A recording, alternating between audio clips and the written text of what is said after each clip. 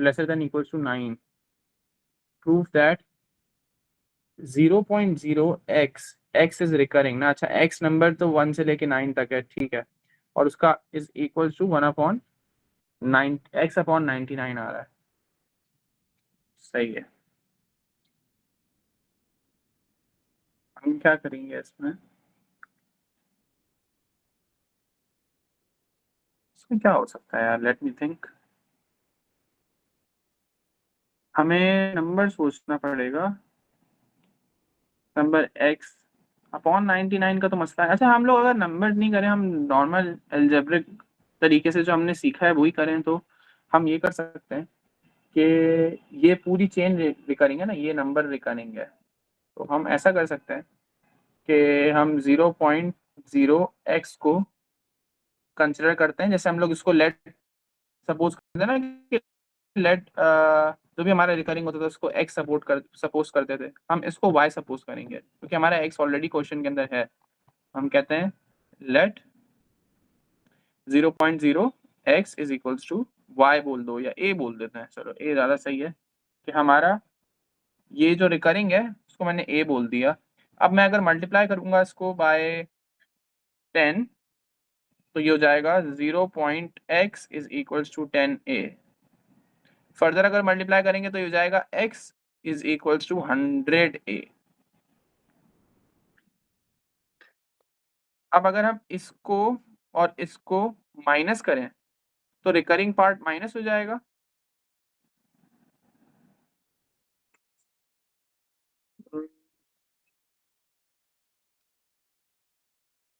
एक मिनट, हम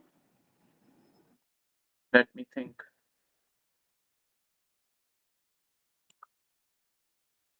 अगर हम कोई नंबर रख के देखते हैं तो समझ में आ जाएगा शायद। ये हमारा रिकरिंग था, हमने इसको x बोला। हाँ, वहां से भी देख सकते हैं, चलो मैं खुद से तो ट्राई करूँ मुझे। अच्छा, ये रिकरिंग है ना, रिकरिंग है ये। एक मिनट एक मिनट एक मिनट एक मिनट एक मिनट एक मिनट।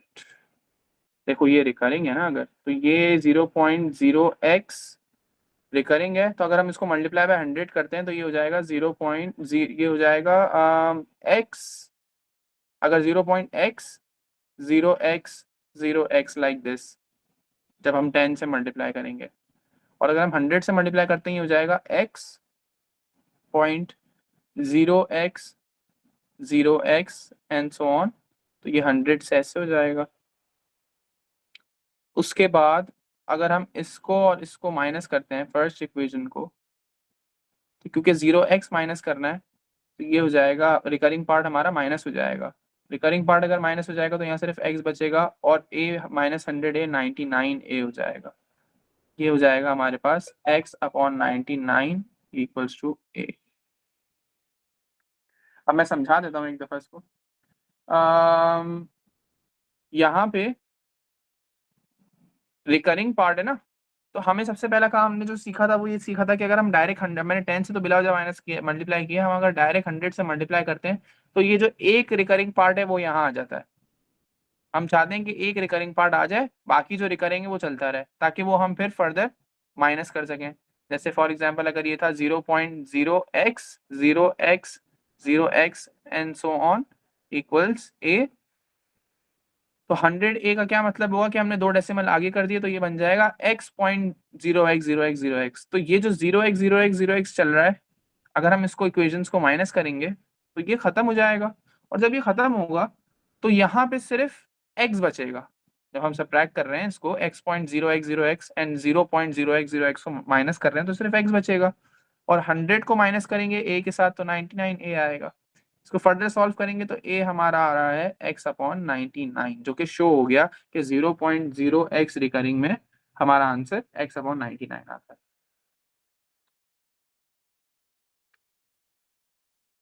समझ में आया या नहीं? अच्छा सर, हमें प्रूफ करना था उनको। जी जी जी जी, हमें शो करना था, दिखाना था। तरीका वही रहेगा जो हम लोग सीख के आए हैं, ओके सर। उसी तरीके से शो करेंगे। ठीक है। जी सर। अच्छा, अब हम लोग कहाँ पे थे?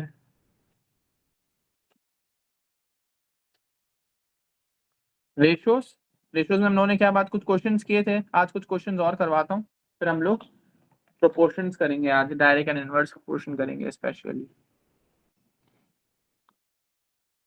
थोड़े से ट्रिकी क्वेश्चन मैं कराता हूँ, जैसे क्वेश्चन नंबर 8 देखते हैं क्या कह रहे हैं इसमें। A table show height in metre above the sea level of the highest and the lowest point in some continents.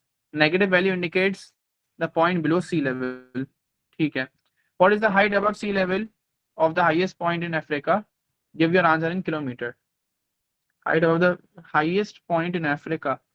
Highest point Africa में ये रहा. तो क्या है देख के बताना था, बस इसको किलोमीटर्स में कन्वर्ट करना है, तो उसको डिवाइडेड बाय 1000 कर देंगे, हो जाएगा 5.963 किलोमीटर्स। अच्छा जी। In South Africa, how much higher is the highest point than the lowest point? आपस में कंपेयर कर रहे हैं, साउथ अमेरिका का highest and the lowest point के कितना डिफरेंस है, तो हाईएस्ट माइनस लोएस्ट करेंगे डिफरेंस निकालने के लिए जो करते हैं हम लोग। तो हाईएस्ट पॉइंट किसमें, अफ्रीका अमेरिका में, साउथ अमेरिका में, साउथ अमेरिका में हाईएस्ट पॉइंट ये रहा, लोएस्ट ये रहा, तो 6959 minus minus 40, minus minus plus हो जाएगा, ये हो जाएगा 6999। 50 और 40 को प्लस किया 90 हो गया, 99 था तो 99 हो गया। आगे, how much higher is the lowest point in Europe than the lowest point in Asia. Again difference है, तो आसान क्वेश्चन था, दिखने में अजीब सा लग रहा था। How much higher lowest point in Europe, Europe में हाईएस्ट लोएस्ट पॉइंट है -28, and then the lowest point in Asia, lowest point in Asia कितना है -409, तो ये हो जाएगा आपका -28, क्योंकि बड़ी वैल्यू है, -409 से तो माइनस हाईएस्ट माइनस लोएस्ट, ये हो जाएगा -28 प्लस 409। बेसिकली आपको 28 माइनस करना है फ्रॉम 409, तो पहले 20 माइनस कर लो, हो जाएगा 389, और फिर आप 8 माइनस कर लो, 381 आंसर आ रहा है। सर जी, अगर जैसे 2 3 माइनस आ जाते हैं फिर कैसे करते हैं? पहले ब्रैकेट वाले कर लेते हैं फिर बाहर वाला करते हैं। यस, ब्रैकेट वाले को माइनस माइनस प्लस कर दो, फिर माइनस प्लस माइनस हो रहा है तो आप सब्ट्रैक्ट कर लो। ओके ठीक है, ठीक है सर। सही है। मैं तो कुछ देखता हूँ, कुछ ट्रिकी क्वेश्चन जिसके अंदर ये देख सकते हैं हम लोग रेट का, जिसमें स्पीड है। A car travel from A to B and then continue to C, it travel from A to B at an average speed of 30 kilometres per hour. The distance from A to B is 90 kilometers. How many hours did the journey from A to B take? Speed given है, distance given है, time निकलवा रहे हैं। Very easy question. Speed 30, distance 90, time T पे आएगा, क्योंकि speed और distance kilometre में, स्पीड किलोमीटर पर आवर में, तो टाइम हमारा आवर्स में आएगा, और पूछा हुआ भी आवर्स में, तो ये हो जाएगा आपका t is equal to 90/30, 3 hours. 3 hours का डिफरेंस है अगर ये 30 किलोमीटर पर आवर की स्पीड से चलता है तो। Distance from B to C is 50 kilometre and took 1 hour. Calculate the average speed for the whole journey. कल बात की थी, एवरेज स्पीड का मतलब होता है total distance covered in total time. Average speed का फॉर्मूला ये, total distance covered in total time. Total distance कितना होगा हमारा 90 + 50 विच इज 140, और टोटल टाइम कितना होगा, टाइम ए टू बी में 3 आवर्स है और बी टू सी जाने में 1 आवर है, टोटल टाइम 4 आवर्स हो जाएगा। तो ये हो जाएगा आपका 220 and then 35 kilometre per hour की स्पीड होगी।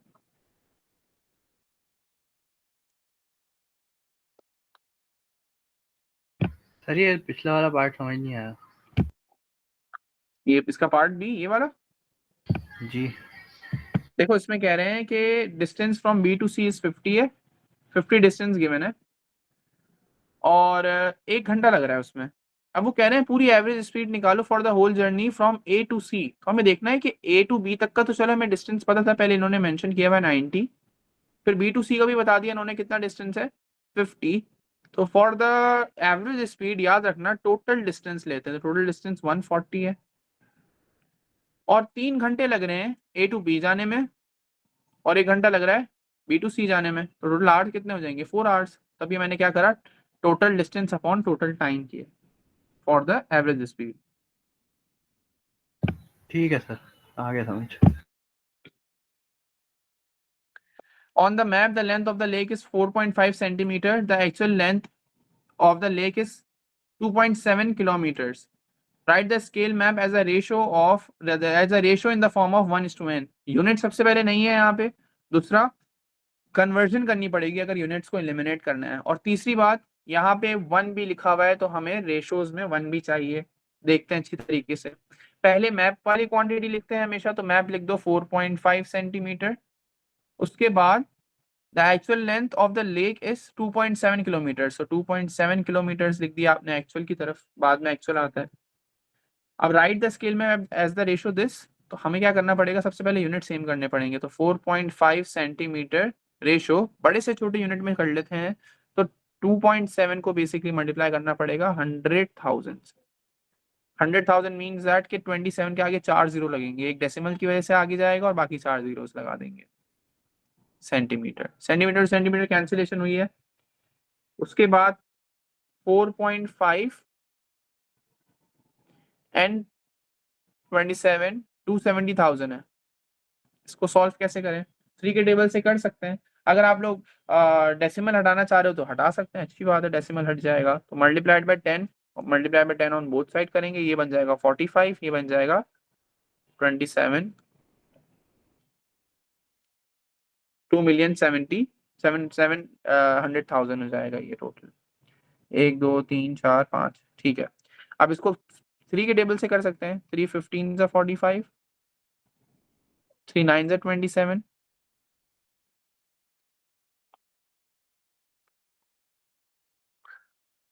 अगेन 3 5 is 15, और उसके बाद 3 3 is 30 हो गया, और इसके आगे बाकी जीरोज हैं 1 2 3 4 1 2 3 4 1 2 3 4 5, ओके। 50 है, 5 1 है, 5 है, 5 1 5 5 6 30, एंड देन 1 2 3 4, तो 60,000 1 रेशो 60,000 आंसर होगा। सर हमने मल्टीप्लाई बाय 10 क्यों किया दोनों साइड्स पे? मल्टीप्लाई बाय 10 इसलिए करोगे कि 4.5 को 45 बनाना चाहो तो आप मल्टीप्लाई बाय 10 कर सकते हो, तो 45 बन जाएगा, डेसिमल आगे चला जाएगा ना। या ऐसे भी Yes, कर sir. सकते हो कि अगर आप यहाँ से डेसिमल रिमूव कर दो तो नीचे 10 लगाना पड़ेगा, है ना। लेकिन टू एलिमिनेट दिस 10, नीचे भी 10 चाहिए होगा अपॉन 1, तो ऊपर मल्टीप्लाई बाय 10, इधर मल्टीप्लाई बाय 10, ऊपर मल्टीप्लाई बाय 10, तो एक बात यही हो गई कि आपके जीरोस बढ़ जाएंगे लाइक दिस। Okay sir. ठीक है सर ये वैसे सही रहता है, आगे मल्टीप्लाई डेसिमल हटा के मल्टीप्लाई कर दो ना, फिर इजी हो जाती है कैलकुलेशन। हाँ, ये भी सही है, बात भी बिल्कुल ठीक है। अच्छा, अब देखते हैं 22 क्या कह रहे हैं। Ahmed pays a total of $81 for wood, paint and hammer. The amount he pay for the wood, paint and hammer are in the ratio 4:3:2. Calculate how much Ahmed pay for the hammer. Total amount बता दिए 81 है, तो total ratio आएगा इसके सामने। Total ratio कितना है? 9। Yes ठीक सर। है। और किसका मांग रहे हैं? हैमर का। हैमर का रेशो कितना है? 2, तो यहाँ पे हमने x लिख दिया। Cross multiply, get the answer. 81 multiply by 2 divided by 9, 9 1 जा 9, 9 9 जा 81 होता है, 9 2 जा 18, $18 लगे हैं इसके हैमर। बेसिक कैलकुलेशन है। When the Ahmed paid 81, he had received 10% discount on the normal price. Calculate the normal price. आप आज हम लोग परसेंटेजेस को भी देख सकते हैं अगर टाइम मिला, नहीं मिलेगा तो बाद में देखेंगे, लेकिन मैं यहाँ पे एक थोड़ा सा आप लोगों को ओवरव्यू दे दूँ कि परसेंटेजेस के क्वेश्चंस किस तरह होते हैं solve by cross multiplication method. अब देखो वो क्या कह रहे हैं, कह रहे हैं कि when Ahmed paid $81 he receive 10% discount, तो मतलब ये डिस्काउंटेड प्राइस है 81। ओरिजिनल प्राइस क्या है या नॉर्मल प्राइस क्या है हमें नहीं पता, अननोन है सर। बट हमें ये पता है कि हमेशा ओरिजिनल प्राइस की परसेंटेज कितनी होनी चाहिए? 100%। कोई भी चीज है जिसमें डिस्काउंट या कोई नई सेल नहीं लगी हुई तो आप उसको क्या बोलोगे कि यार ये तो 100% की है। ठीक है, अगर कहीं लिखा होता है 25% ऑफ, तो इसका मतलब होता है उसमें से आपकी 25% प्राइस रिड्यूस हो गई है, 75% आपको पे करनी है। तो नॉर्मल प्राइस या ओरिजिनल प्राइस क्या होगी, 100% की होगी। अब देखो उसने जब पे किया है $81, तो इसका मतलब है इसने 90% पे किया है प्राइस, क्योंकि 10% का इसको डिस्काउंट मिला है। बात समझ में आई?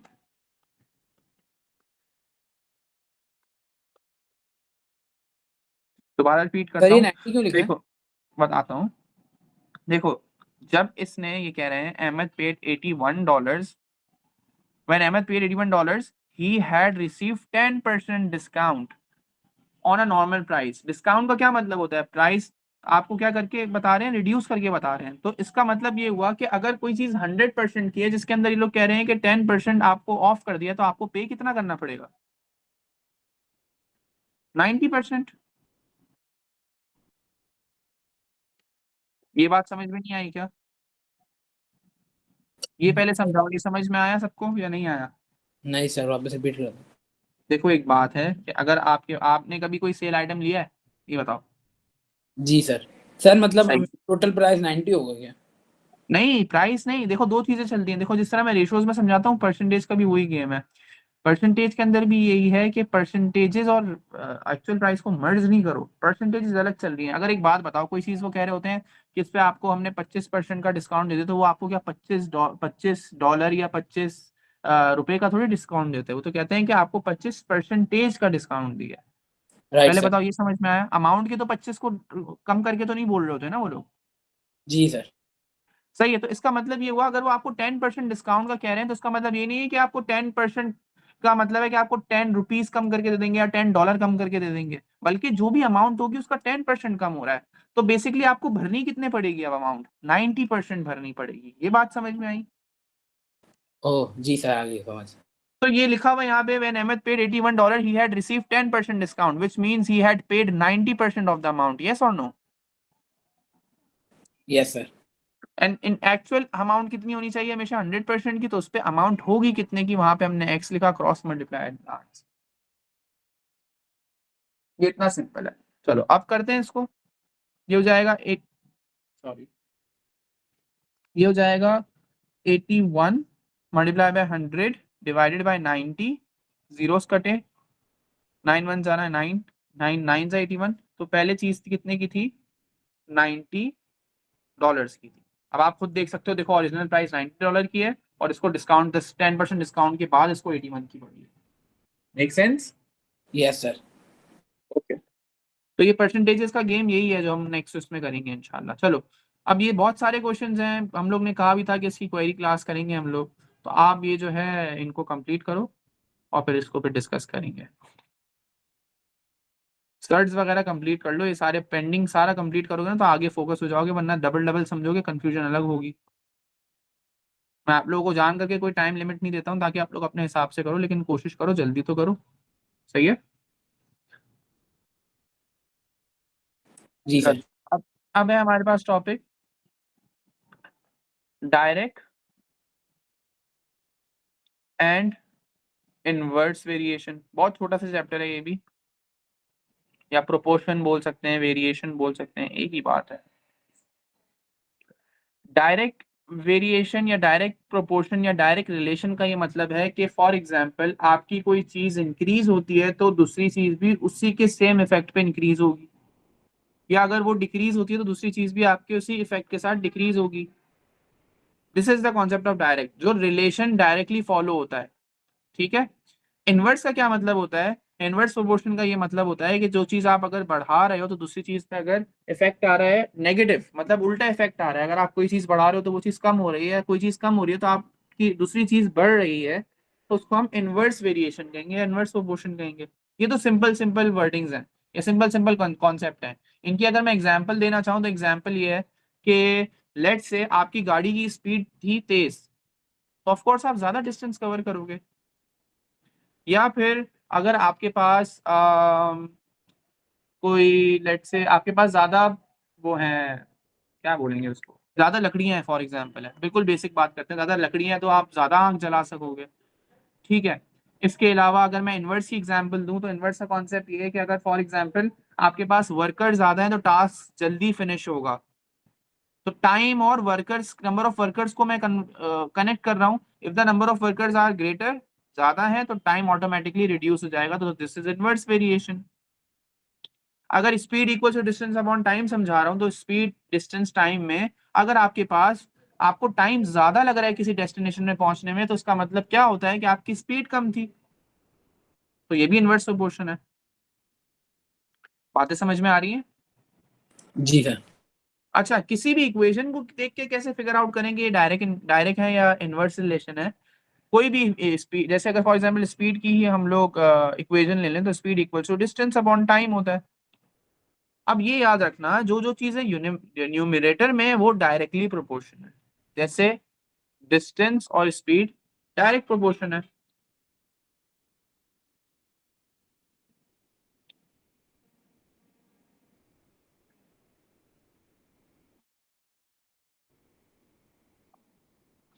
वेयरएज अगर हम बात करें स्पीड और टाइम की, तो ये इनवर्स प्रोपोर्शन है। कैसे? क्योंकि स्पीड अगर हमारी ज्यादा है तो हमें कम टाइम लगेगा, या अगर हमें टाइम ज्यादा लग रहा है टू रीच द डेस्टिनेशन, तो हमारी स्पीड इसका मतलब है कम थी, तो ये है इनवर्स। एक बात याद रहे, whenever you are comparing two things, third factor must be constant. जब दो चीजों को हम कंपेयर कर रहे होते हैं, तो दूसरी चीज क्या होनी चाहिए? दूसरा कंट्रोल क्या होना चाहिए? कंट्रोल होना चाहिए बेसिकली, या कांस्टेंट होना चाहिए। तो बेसिकली अगर मैं बात करता हूँ स्पीड डिस्टेंस अपॉन टाइम की, if I am comparing speed and time, my distance should be constant. Reason, example देते हैं चलो। मैंने क्या किया? रेस करवाई बच्चों की, सही है, दो बच्चे थे, मैंने उनकी रेस करवाई।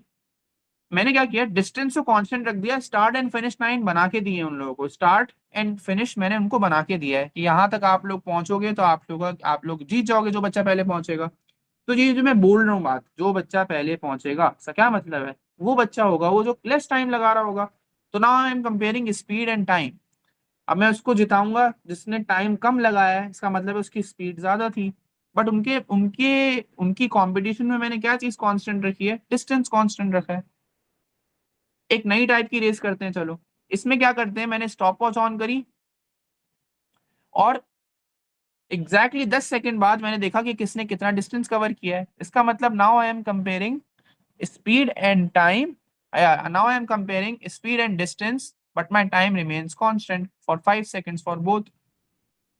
दोबारा समझाता हूँ ये वाली। ऐसे भी तो हो सकता है कि मैं बच्चों को बोलूँ भागो, मैंने टाइम ऑन कर लिया, भागो। जैसे टाइम ऑफ किया मैंने, अब मैं देखूंगा कि कौन सबसे आगे है। जो सबसे आगे बच्चा होगा उसका क्या मतलब होगा? उसने मैक्सिमम डिस्टेंस कवर किया है, तो उसका मतलब क्या हुआ कि ज्यादा डिस्टेंस कवर किया है, मतलब ज्यादा स्पीड थी। तो that's how you can find out the relation from the equation. अगर कोई इक्वेशन गिवन होगी आप आराम से निकाल सकते हो। या सेकंड, एक और चीज भी बात याद रखनी है। दूसरी चीज क्या है इस चैप्टर के अंदर, कि there is a constant as well whenever you are comparing two things. तीसरी चीज हमेशा कांस्टेंट होनी चाहिए। अब फैक्टर तो कुछ भी हो सकते हैं, तो ये लोग क्वेश्चन अमूमन इस तरह देते हैं। फैक्टर्स तो कुछ भी हो सकते हैं, तो ये लोग बोलेंगे इफ एक्स या if y is directly proportional to x given that x is 4 when y is, let's say y is 12. Find y when x is 20। देखो इस तरह क्वेश्चन आएगा। फर्स्ट ऑफ ऑल आप लोग देख भी सकते हो कि पहले से कुछ इक्वेशन में हमें दी हुई भी होंगी वैल्यू, जैसे यहाँ पे दी हुई है। ये क्यों दी हुई है? ये इसलिए दी हुई है ताकि आप लोग अपना क्या निकाल सको? कांस्टेंट। मैंने बात की ना कि अगर तीन चीजें अगर हम कंपेयर कर रहे थे, दो चीजें कंपेयर कर रहे हैं, तो तीसरी चीज हमेशा कांस्टेंट होगी। तो constant should always be calculated first, तभी तो हम इक्वेशन बना सकेंगे। अब इक्वेशन बनाने का पूरा तरीका बताता हूँ। सबसे पहले आपको देखना है कि कौन किसके प्रोपोर्शनल है। y है directly proportional to x, y proportional x। जब आप प्रोपोर्शनलिटी का साइन रिमूव करते हो तो हमेशा कांस्टेंट आता है और इक्वल्स टू आता है, लाइक दिस। तो इसकी जगह पे क्या लिखेंगे? Constant with equals to.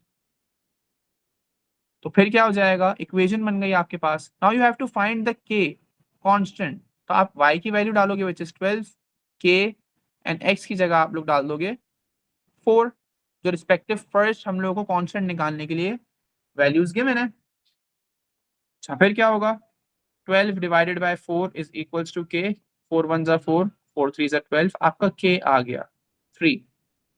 Now जब k निकल जाएगा you can form the equation, you can connect the equation like this. बन गई इक्वेशन, चेक करो। यहां तक सबको समझ में आया? जी।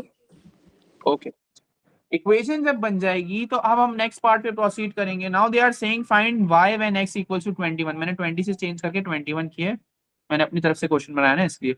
अच्छा find y when x is 21 when you are having the equation, बहुत आराम से होगा। अब ये आप लोग क्या करोगे, x की जगह एक मिनट 20 सही थी सॉरी, x की जगह पे आप लोग क्या करोगे, रिस्पेक्टिवली क्या डाल दोगे 20 और सॉल्व कर लोगे।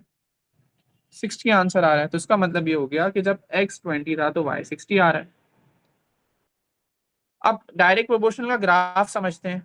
अगर मैं आप लोगों को बोलूं कि x हमारा 1 है तो y क्या आएगा 3, जब x हमारा 2 है तो y क्या आएगा 6 है, जब x हमारा 3 है तो y 9 आएगा, जब x हमारा 4 है तो y 12 होगा, जब x हमारा 5 है तो y 15 है। इस तरीके से बढ़ता रहेगा with the same, you can say with the same rate. हम क्या करेंगे, इसका अगर ग्राफ बनाने को आए तो हम समझा सकते हैं कि इसका ग्राफ, डायरेक्टली प्रोपोर्शनल का ग्राफ हमेशा इस तरीके से बनता है। ठीक है, डायरेक्ट प्रोपोर्शनल ग्राफ हमेशा ऐसे बनेगा। तो ये एक डायरेक्ट प्रोपोर्शनल की एग्जांपल है। इसको मॉडिफाई भी किया जा सकता है, हो सकता है वो बोले if y is directly proportional to the x square, या if y is directly proportional to the under root of x। इस तरह क्वेश्चन चेंज होके आते हैं, या डेटा भी आ सकता है। तो डेटा के लिए आप लोग एग्जाम्पल आराम से कैच कर सकते हो। तो इसके लिए मैं आप लोगों को अलग एग्जाम्पल या क्वेश्चंस करवाऊंगा। अब हम इनवर्स की एग्जाम्पल कर लेते हैं, इनवर्स प्रोपोर्शनैलिटी की।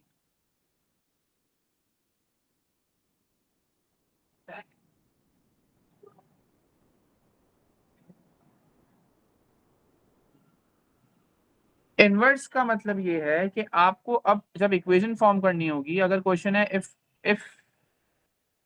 ए is inversely proportional to b given that A is equals to 2 when B is equals to 3 या B equals to 5 let's say। अब बोलेगा find A when B is 36 let's say। ठीक है, अब देखते हैं किस तरीके से सॉल्व होगा। इसके लिए सबसे पहला स्टेप, आप लोगों ने इनवर्स पढ़ा था इंडाइसिस के अंदर, और मैंने बताया था इनवर्स का मतलब होता है 1 अपॉन। अगर मैं बोलूं x का इनवर्स क्या होगा, x इनवर्स क्या होगा, तो आप लोग बोलोगे 1 अपॉन x लाइक दिस। तो इनवर्स का ये मतलब है, अब ये कह रहे हैं a is inversely proportional to b, तो उसका मतलब ये a proportional to inverse of b like this. आगे जब प्रोपोर्शनलिटी का साइन रिमूव होता है तो इक्वल्स टू लगता है और k लगता है, तो k अपॉन b हो जाएगा। And as you can see, मैंने ऊपर इक्वेशन भी समझाई थी, तो मैंने कहा था जो चीज डिनोमिनेटर में आ गई वो उस तरफ से इनवर्स प्रोपोर्शनल होती है। यहाँ पे आप लोग देख सकते हो कि इन दोनों का रिलेशन कैसा है, इनवर्स है। और कांस्टेंट तो कांस्टेंट है, इसका हम रिलेशन नहीं बना सकते, वरना अगर कांस्टेंट की कोई कांस्टेंट को वैरी करते तो हमें इसको कांस्टेंट करना पड़ता। तो अब हम सबसे पहले क्या करेंगे, कांस्टेंट निकालेंगे, रिस्पेक्टिव इक्वेशन में वैल्यूज डालेंगे। जैसे a2 है, b5 है, तो ये हो जाएगा 2 5 10 इज इक्वल्स टू k। जब कांस्टेंट निकल जाए हम इक्वेशन वापस से ये वाली यूज करके प्रॉपर एक इक्वेशन बना लेंगे लाइक दिस। चलो अब क्या करेंगे, अब उन्होंने कहा है कि find a when b equal to 3.6, तो हम लोग b की वैल्यू डाल देते हैं। a is equals to 10 upon 3.6 36, ये हो जाएगा a is equals to 5 upon 18। बस ज्यादा सॉल्व नहीं करेंगे, आंसर आ गया। इनवर्स प्रोपोर्शनल का कॉन्सेप्ट ये है कि आपकी अगर कोई चीज में चेंज डबल आता है तो उसमें हाफ होता है, अगर उसमें ट्रिपल आता है तो वो 3 गुना गिरता है। तो इसका ग्राफ किस तरीके से बनेगा दिखाता हूं।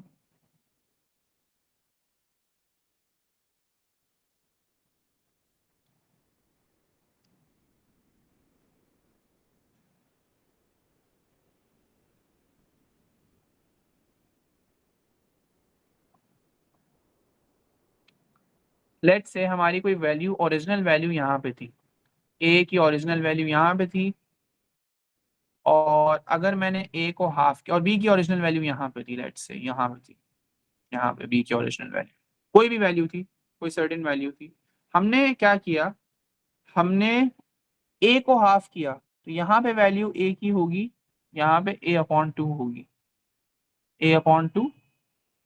और b क्या हो जाएगा यहाँ पे, जैसे b अगर यहाँ 0 है तो b यहाँ से, या b की ओरिजिनल वैल्यू यहाँ पे, तो b यहाँ से हाफ बढ़ जाएगा लाइक दिस, यहाँ पे आ जाएगा। तो यहाँ पे हमारा बनेगा क्रॉस लाइक दिस। तो देखो क्रॉस ऐसे बनेगा।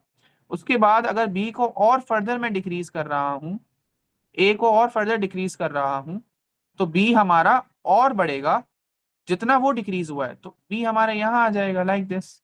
हमारा ग्राफ किस तरीके से बनता है, ग्राफ इस तरीके से बनता है, ऐसे ऐसे बनता है हमारा इनवर्स प्रोपोर्शनल का ग्राफ। और यू कैन से, मैंने ये थोड़ा सा अजीब सा बनाया है, याद करना है आप लोगों को ग्राफ बनेगा किस तरीके से, तो ग्राफ याद रखना है आप लोगों को, ऐसे ग्राफ इस तरीके से बनेगा लाइक दिस। सही है, प्रॉपर बना नहीं है वहां पे, वरना इस तरीके से बनेगा। आ गई बात समझ में। जी सर। तो ये कॉन्सेप्ट है, इतना मुश्किल नहीं है ये चैप्टर। अभी हम इसके क्वेश्चंस को डायरेक्ट देख सकते हैं। देखता हूँ, मैं बताता हूँ।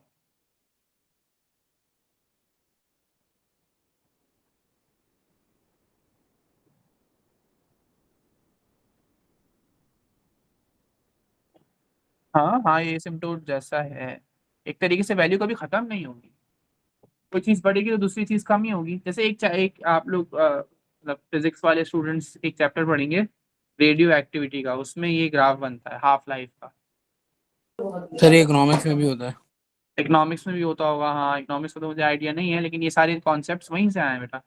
तो ये सारे के सारे इनवर्स और डायरेक्टली प्रोपोर्शनल का कॉन्सेप्ट है। अब आप क्वेश्चंस करते हैं। एक मिनट में फाइल अपलोड करता हूँ।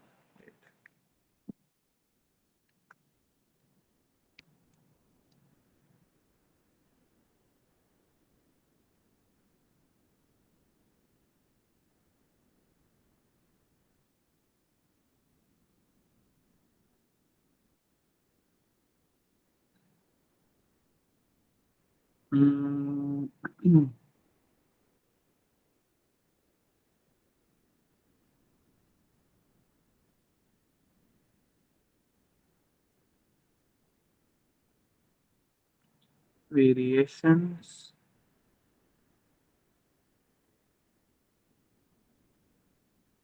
अक्सर टेबल पे भी आते हैं, तो शायद पहला क्वेश्चन हमारा टेबल पे ही आ रहा है। टेबल बना हुआ आता है और उसमें हमको वैल्यूज देख के कांस्टेंट निकालना होता है। करके दिखाता हूँ अभी, आसान क्वेश्चन है।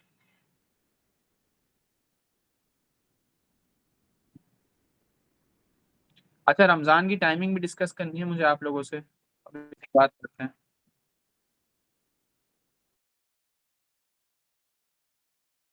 सर रात को कब सोते हैं आप?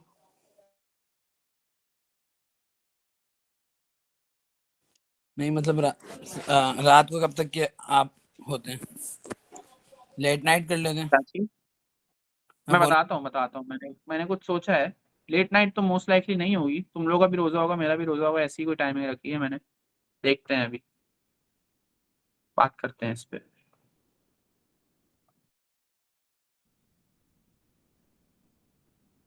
मुझे आप लोग अपने अपने स्केड्यूल्स बताना, मैं अपने बता दूंगा। देखते हैं फिर। खैर देखो ये क्वेश्चन, इसमें क्या कह रहे हैं, सबको स्क्रीन आ रही है? Yes sir. ओके। सबसे पहले कह रहे हैं the formula of y in terms of x। इसका मतलब ये हुआ जो हम लोग ये बना रहे हैं कब से, जैसे ये मैंने बनाया था यहाँ पे, ये रहा, ये रहा, जैसे ये रहा, देखो मैं हाईलाइट करता हूँ, इसकी बात कर रहा हूँ ये।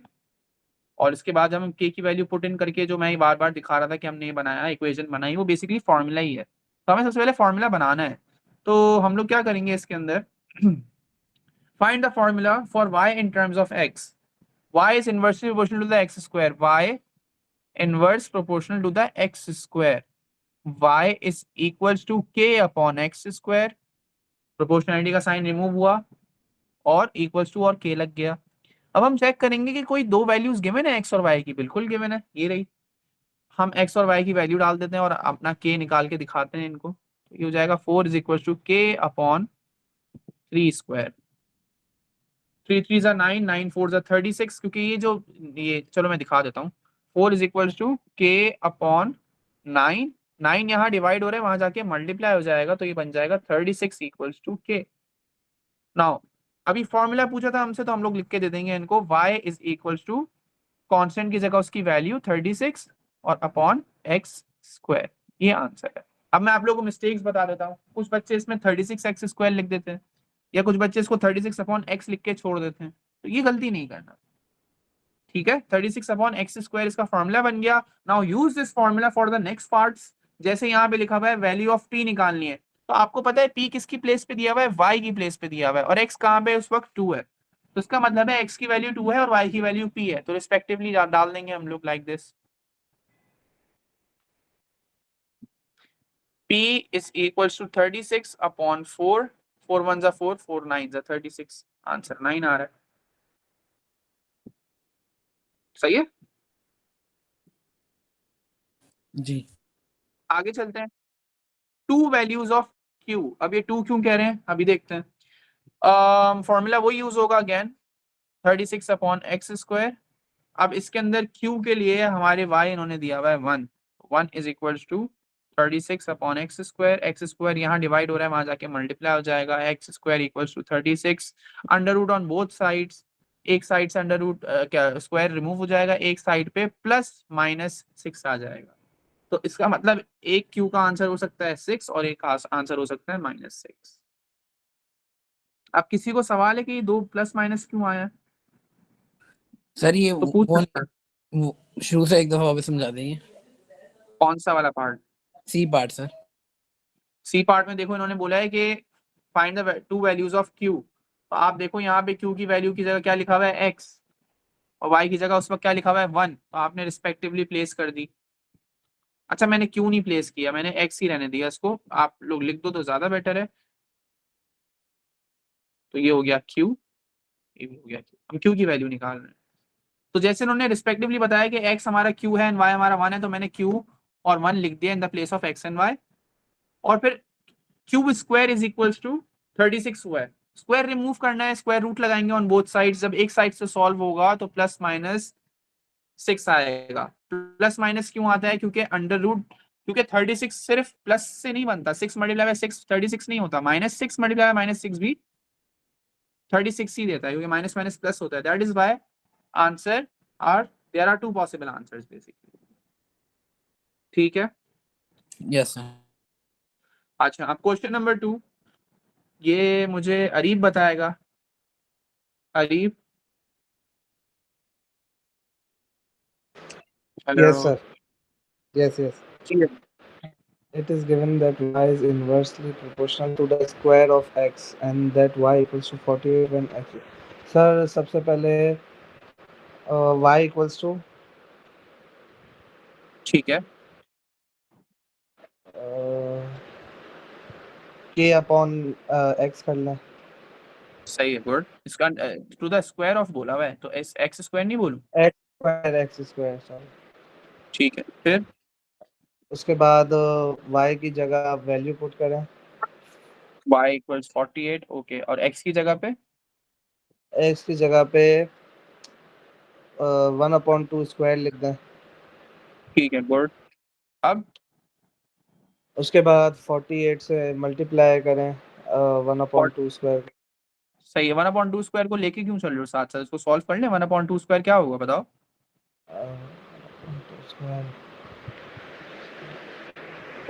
इंडाइसिस पढ़ा हुआ है आप लोगों ने, मिस्टेक नहीं करना है इसमें।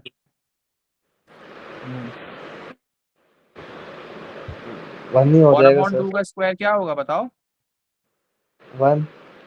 नहीं, गलत। कोई और बताना चाह रहा है?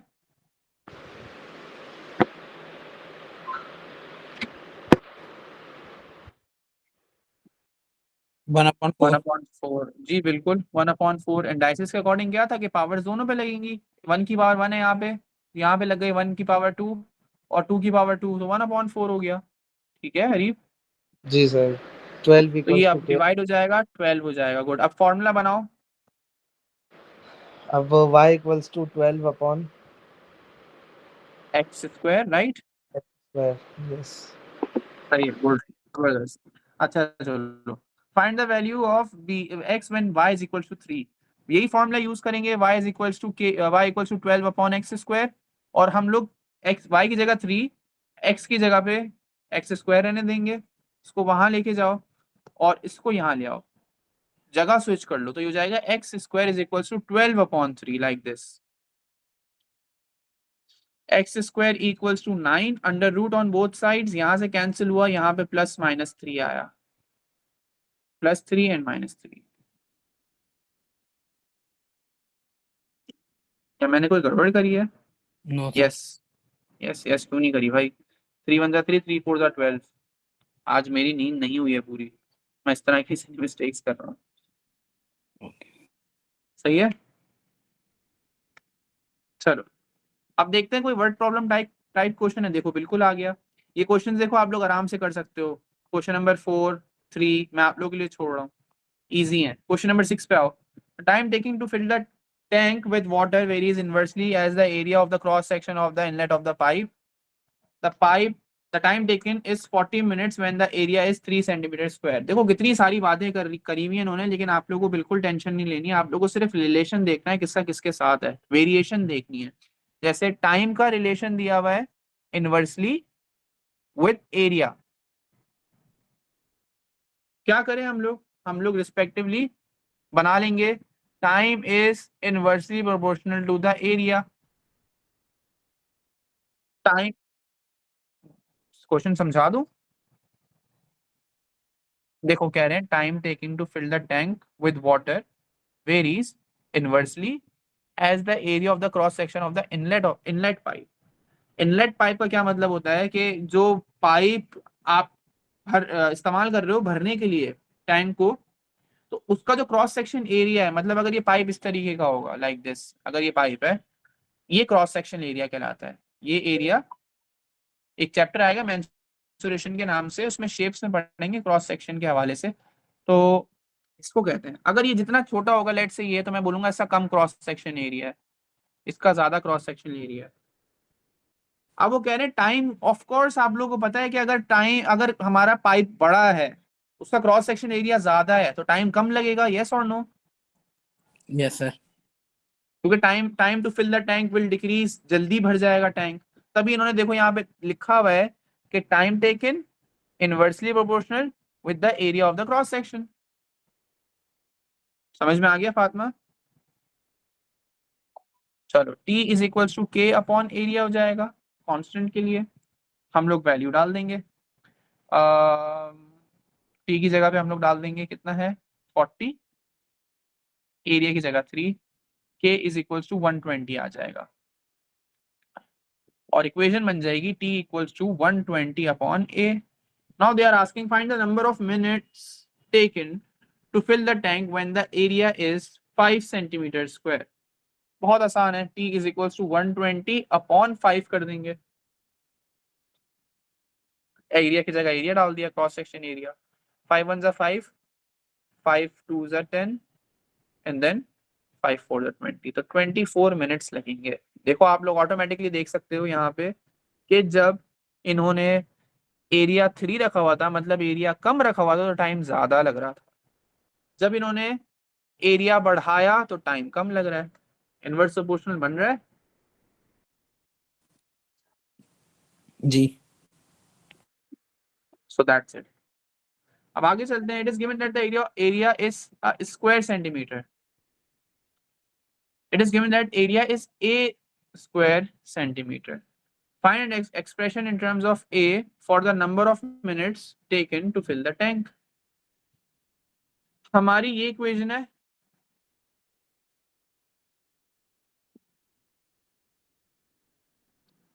तो आंसर यही है। हाँ, आंसर ही यही है बेसिकली। ए की जगह पे वो लोग कह रहे हैं ए पुट करो। ए स्क्वायर सेंटीमीटर है तो हमने ए ही डाला हुआ है। यस, आंसर यही है 120 अपॉन ए। आंसर कंफर्म कर लेता हूँ। डायरेक्टली ये लोग पूछना चाह रहे थे कि एक्सप्रेशन बता दो in terms of a for the number of minutes taking to fill the tank. Time पूछ रहे हैं and in terms of a answer आना चाहिए। अपॉन ए 120 अपॉन ए ही आंसर है, डोंट वरी। पार्ट सी पे चलते हैं।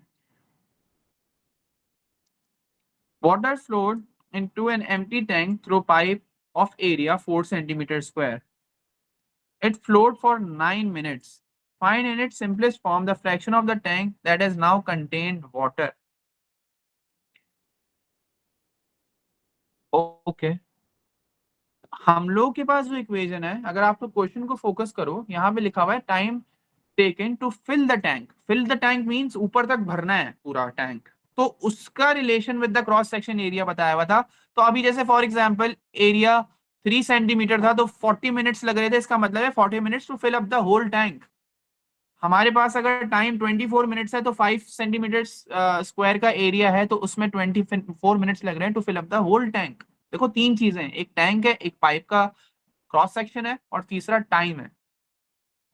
अच्छा, यहाँ पे क्या कह रहे हैं ये लोग कि अगर एरिया 4 सेंटीमीटर स्क्वायर है तो ये सिर्फ पानी बहा है 9 मिनट्स के लिए। हमें ये देखना है कि कितना टैंक भरा है। अब हम क्या करें इसके लिए, हम लोग एक काम करते हैं, हम लोग चेक करते हैं कि 4 सेंटीमीटर स्क्वायर में कितना टाइम लगेगा फॉर द होल टैंक। सही है, टेक्निकल है थोड़ा सा, ज्यादा टेक्निकल नहीं है, आप लोग क्रैक कर सकते हो। Time is equals to 120 upon A करोगे। टाइम की एरिया की जगह पे आप लोग डाल दो 4 ताकि आपको पता चल जाए कि कितना टाइम आ रहा है to fill up the whole. कितना टाइम आ रहा है, 30 मिनट्स में पूरा भरेगा ये। हमने कुछ नहीं किया, मैंने पीछे जो फॉर्मूला बनाया था उसी को यूज करके चेक कर लिया कि when the area is 4 centimetre square how much time is required to fill up the whole tank. It is 30 minutes, but they are saying that the water flow for 9 minutes only. Find the in its simplest form the fraction of the tank that now contain water। तो 9 minute में जितना भरेगा divided by 30 minute, ये हो गया आपका 3/10। तो 3/10 भर जाएगा। हमें ये नहीं निकालना कि वॉल्यूम कितना होगा, इधर तो वॉल्यूम की बात ही नहीं करी, कितना वॉल्यूम ऑफ टैंक भरेगा। बस इन्होंने बता दिया कि 30 मिनट्स में फुल भर रहा है, 9 मिनट्स में भरेगा। 9 मिनट्स तक भरा है हम लोगों ने, क्या फ्रैक्शन भरा है, कितना फ्रैक्शन भरा है, तो हमने लिख दिया 9/30। तो सर फ्रैक्शन आ गया। इसका मतलब हमने बताया कि 9 मिनट में 10 का अच्छा 3% भर गया। हाँ, 30% बोल दो या 3/10 भर गया। तुम बोलोगे 3/10, 3/10 भर गया। सही है, 10/10 नहीं भरा, 3/10 भरा है। जी सर, यही। समझ गए। अगर 10 टैंक के 10 हिस्से करो उसमें 3 हिस्से भरे हैं अभी तक। ये कॉन्सेप्ट है अबाउट द फ्रैक्शन। सही है, ये आप लोग क्वेश्चन ट्राई कर सकते हो। देखो ये भी है, ये क्वेश्चन जब ये ग्राफ ऑफ फंक्शंस किया हुआ है ये लोग, आप ये वाला आप आराम से कर सकते हो क्वेश्चन। मैं नहीं करवाऊंगा, ये ग्राफ ऑफ फंक्शन से रिलेटेड है, इसको अच्छी तरीके से पढ़ना, फिर बात करेंगे। देखो ये क्वेश्चन भी बड़ा इंटरेस्टिंग है, अभी कर लेते हैं। When the speed of the car is v meter per second, its braking distance is d। अब आप लोगों को पता होना चाहिए कि ये किस चीज को कंपेयर करवा रहे हैं। देखो यहाँ लिख के भी दे दिया और अच्छी बात है। चलो, d is directly proportional to the square of v, तो d directly proportional to the v square. Fatima कैसे निकालेंगे के, आप मुझे ये क्वेश्चन करके दिखाओ, बताओ मुझे।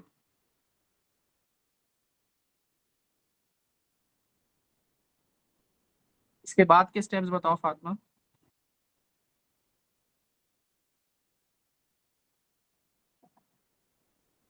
डिस्टेंस इन्होंने 5 दिया हुआ है और हम इक्वेशन नहीं बनाएंगे पहले, d equals to, okay good, then सही है, गुड, 5 डाल दिया मैंने डिस्टेंस पे, k की और v की जगह मैंने 8 डाल दिया, फिर कौन डिवाइड होगा, सही 8 स्क्वायर डिवाइड हो जाएगा, ठीक है, ये हो गया आपका 64 इक्वल्स टू k, ऐसे ही है। अच्छा, keep it as it is, नहीं, don't, no need to put it, no need to solve in decimals, इसको यहीं पे रखो, हमें सिर्फ इक्वेशन तो बना के देनी है अभी, फर्स्ट स्टेप तो हमारा यही होता है जी। क्या बनेगी इक्वेशन,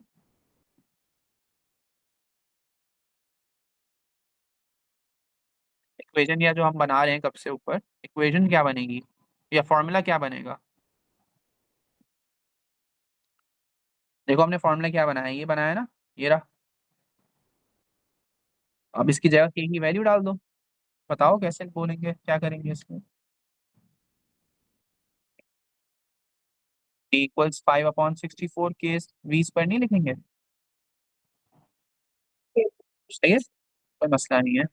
अच्छा ये हो गया 5v² 64, अब वो कह रहे हैं कि फाइंड द फॉर्मूला, ये तो हो गया, and hence find the braking distance when the speed of the car is 40, now they have given us the speed, आपको क्या करना पड़ेगा इसके अंदर, देखो P1 का सवाल है ये, बताओ क्या करेंगे फातिमा इसमें,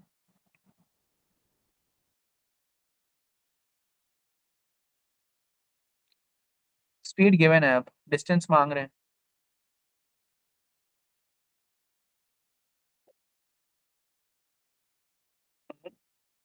v की जगह लिख देंगे, गुड, ये बन गया हमारा s, आगे सॉल्विंग बताओ, सॉल्विंग बताओ, मुझे चेक करना है तुम लोग सॉल्विंग कैसे करोगे P1 में, 1600 गुड अपॉन 64, अब आगे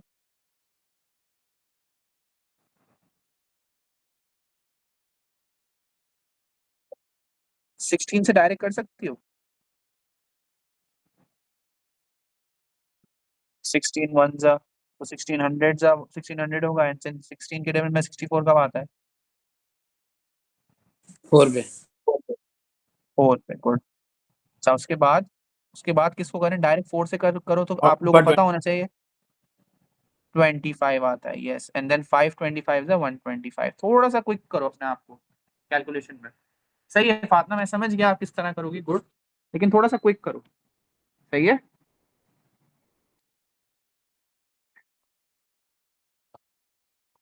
बाकी सारे सवालात वही हैं जो आप लोग ने समझा है, सीखा है, कॉन्सेप्ट बनाया है, सारे वही हैं, इतना मुश्किल चैप्टर नहीं है ये, और आंसर सारे हैं तो आप लोग देख भी सकते हो। जैद आपकी क्लास स्टार्ट हो रही है, जी सर। तो फिर चलो यहीं तक रखते हैं, देख लूँ मैं और है क्या यहाँ पे तुम लोगों के पास, रेशो रेट प्रोपोर्शन हो गया, अब नेक्स्ट परसेंटेज ही है, परसेंटेज करेंगे हम लोग नेक्स्ट क्लास में। अच्छा अब ज़रा मुझसे सिर्फ 5 मिनट मुझे और दे दो और मुझसे बात कर लो अबाउट द टाइमिंग्स। तो सबसे पहले उज़ैफा मुझे बताओ, कोई क्लासेस वगैरह तो नहीं है तुम्हारी रोज़े के टाइम पे, नहीं सर, रोजे के टाइम पे तो कोई नहीं है। नहीं है ना, तो अभी ये है कि मैंने यहाँ पे सोचा है 4:30 या 5 पे क्लास लेने का, तो 4:30 का मतलब ये है कि 2:30 आप लोग के पास हो रहे होंगे, फातिमा एंड अब्दुल्ला, कोई प्रॉब्लम तो नहीं है। सर शायद मेरी क्लास है, मैं एक दफा नो पूछ, सर। क्या कह रहे हो अब जैद, शायद मेरी इंग्लिश की क्लास का इशू है, तो हम आधा घंटा आगे पीछे कर सकते हैं इसके, मैं आधा घंटा उनसे क्या, करवा लूँ, आधा घंटा आपसे, तो टाइमिंग बन जाएगी फिर। चलो चलो उनसे पूछ लेना, क्योंकि यार मेरी बड़ी स्ट्रिक्ट हो रही है इस बार टाइमिंग का, मेरे पास बहुत टाइम नहीं मिल पा रहा है, ओके, मैं उनसे थोड़ा कर लूंगा एडजस्ट। देखते हैं, मैं डेज भी मेरे ख्याल में मेरे भाई ने ही मुझे बता, मैं मेरे भाई के साथ भी उस पे कर रहा था, मैनेज कर रहा था, तो मेरा तो टाइम टेबल नहीं बन रहा था, सबसे पहले मैंने अब्दुल्ला से भी बात की थी इस हवाले से, अभी कुछ बना है तो उसने भी मुझे बताया कि आप मंडे ट्यूसडे और थर्सडे करूँगा मैं मोस्ट लाइकली आप लोग की classes, okay sir. Monday Tuesday and Thursday, ठीक है। अच्छा, और मंडे एंड मंडे 5 PM पे होगी। तो आप लोग के यहाँ, आपके यहाँ 4 बज रहे होंगे शायद, और आप लोग के यहाँ 3 बज रहे होंगे, फातिमा एंड अब्दुल्ला। और 4:30 जो है बाकी टाइम के उसके लिए होगी, बाकी डेज के लिए, जैसे ट्यूसडे 4:30 है एंड देन थर्सडे भी 4:30 है। सर बाकी यहाँ के पाकिस्तानी बच्चों है को तो मुझे सऊदी? नहीं लग रहा प्रॉब्लम होगा। जी सर 4:30 पाकिस्तानी है सऊदी? नहीं नहीं नहीं, 4:30 मेरे टाइम पे, पाकिस्तानी टाइम पे। आपके यहाँ 2:30 हो रहे होंगे, आपके यहाँ 2:30 हो रहे होंगे, और एक 3 को लूंगा, 3 PM को, और एक 2:30 को लूंगा। Okay sir. सही है। आप लोग ज़ोहर की नमाज वगैरह से सबसे फारिग हो के आराम से बैठ के करना, क्लास ले लेना। और बाकी जैद आप भी देख लो यार, मैनेज कर लो किसी तरीके से। बाकी यहाँ के बच्चों किसी को इशू तो नहीं है, कोई क्लास तो नहीं है तुम लोगों की? नहीं सर। नहीं है इंशरा? नहीं मेरी नहीं है, मगर डॉक्टर नूर की शायद हो, कि वो जा रहे हैं तो फिर उन्होंने कहा था वो लेंगे। अच्छा चलो चलो, इसको डिस्कस कर लेंगे, देख लेंगे। जी वो हम देख लेंगे। ठीक है फिर, अगर कोई ज्यादा प्रॉब्लम होगा तो रिकॉर्डिंग्स तो हो रही हैं, लेकिन फिर स्ट्रिक्टली रिकॉर्डिंग्स को भी फॉलो करना। आप लोग पीछे नहीं रहना। इंशरा आपने सर्ट्स की सारी देख ली थी? जो कुछ रहती हैं वो मैं देख लूंगी। देखो मैं ये इनको वाइंड अप कर लो, ये वरना पाइल अप हो जाएंगी ना, बहुत बुरी लगेंगी फिर। जी ठीक है, सही है। तो चलो इंशाल्लाह अभी मंडे से ही जो हमारी, अभी तो सैटरडे, अच्छा सैटरडे टेस्ट का भी बता दूं, वही टाइमिंग्स हैं जो पहले पिछले सैटरडे ली है मैंने। आप लोग सब फ्री हो जाना। पहले इस बार टाइम क्लास ले लूंगा ताकि कोई प्रॉब्लम ना हो, और टेस्ट के लिए फिर मैं आप लोगों को टेस्ट शीट भेज दूंगा, वही टाइम स्ट्रिक्टली फॉलो होगा। अगर 30 मार्क्स का होगा तो 40 मिनट्स मिलेंगे, अगर 25 मार्क्स का होगा तो 30 मिनट्स मिलेंगे। तो आप लोग प्रैक्टिस अच्छी रखना अभी से, प्रोबेबिलिटी और ग्राफ फंक्शंस की प्रैक्टिस अच्छी से अच्छी करो। मैंने आप लोग को एक वेबसाइट भी बताई थी, cambridgepapers.net, वो रिसेंट ईयर के पास पेपर्स देता है। तो वहां से बहुत अच्छी प्रैक्टिस जाएगी, और आप लोगों को आइडिया भी हो जाएगा कि क्वेश्चंस आते किस तरीके से। ठीक है,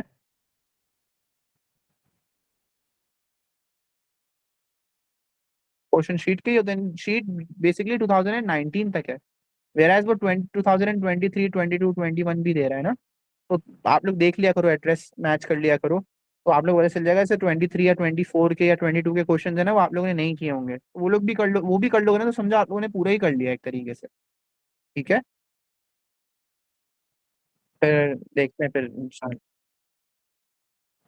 वो तो अभी जब टेस्ट बन जाएगा तो मैं आप लोगों को बता दूंगा। वैसे प्रोबेबिलिटी है, और दूसरा कौन सा है, ग्राफ फंक्शन है, तो ऑफ कोर्स P2 आएगा, फिर P2 समझ के करना है आप लोगों को। अच्छा बता दूं मैं आप लोगों को दोबारा कि टाइम नहीं मिलता है ग्राफ जल्दी से बनाने में, इसलिए थोड़ी टाइम की प्रैक्टिस करना, टाइम मैनेज करने की प्रैक्टिस करना। ठीक है, जी ठीक है फिर, सही है, ओके। फिर सैटरडे को इंशाल्लाह फिर रखते हैं, देख। अल्लाह हाफिज। सर कल क्लास रखेंगे? मुझे हाँ ये भी एक बात करनी थी, क्लास के लिए है तुम लोग के पास कोई स्लॉट है तो बताओ, अवेलेबल स्लॉट। जल्दी रखनी है तो बताओ, दोपहर को रख लेंगे, नहीं तो रात को रखेंगे इसी टाइम पे, 10 बजे। जी, रात को कर लें? सर ठीक है टाइम। चलो ठीक है, ओके। कल क्लास है फिर एक्स्ट्रा। अल्लाह हाफिज़। अल्लाह हाफिज।